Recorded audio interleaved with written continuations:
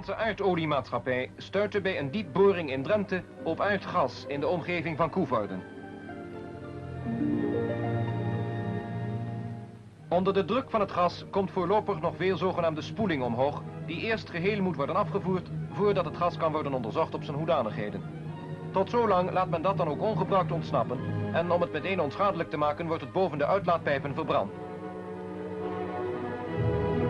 Het gas komt onder zeer hoge druk naar boven. Door de plotselinge uitzetting ontstaat een lage temperatuur die de buizen afkoelt tot ver onder het vriespunt.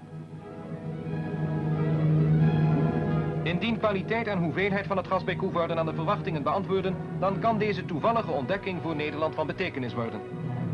Gedurende meer dan een week stond de vuurgloed dag en nacht boven het Drentse landschap.